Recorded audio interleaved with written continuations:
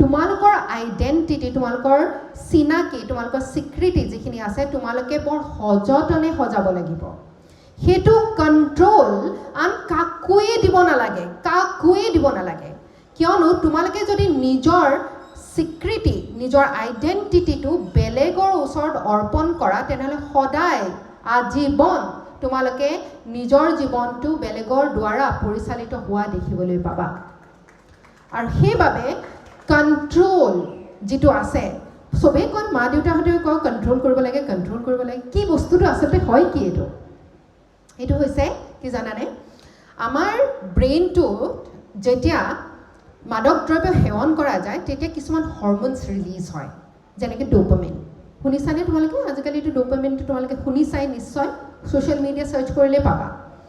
Dopamine যেতিয়া release হয় বা তেনেকুৱা ধৰণৰ চেৰ'টনিন বহুত বেছিকৈ ৰিলিজ হয়, চাইকেডেলিক যিবিলাক ড্ৰাগছ আছে বহুত বেছিকৈ যেতিয়া আমাৰ শৰীৰত এই হৰম'নছবিলাকে ক্ৰিয়া কৰে, তেতিয়া আমাৰ যিবিলাক সুপ্ত হৈ থকা কিছুমান বস্তু জাগ্ৰত হৈ যায়। আমি এটা নতুন ধৰণৰ এনাৰ্জি ফিল কৰোঁ, উৰ্জা ফিল কৰোঁ।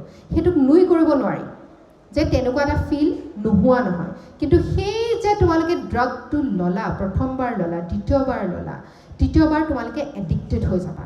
আৰু যেতিয়া সেইটো এডিকশ্যনলৈকে গুচি যাব, কেৱল ব্যক্তি বিশেষে তোমাক কণ্ট্ৰল কৰি থকা নাই, সেই ছাবষ্টেন্সটো, সেই বস্তুটো, সেই ড্ৰাগটোৱেও তোমাৰ জীৱনটো কণ্ট্ৰল কৰি আছে। যে সেই ড্ৰাগটো নহ'লেই তোমাৰ নহয়, টোপনি নাহে, ভাল নালাগে, একো কথাত মন দিব নোৱাৰা ইত্যাদি হৈ যেতিয়া যোৱা, তাৰমানে তোমাৰ জীৱনৰ কণ্ট্ৰলটো কোনে ৰাখিছে? তোমাৰ জীৱনৰ পাৱাৰটো কোনে লৈ লৈছে?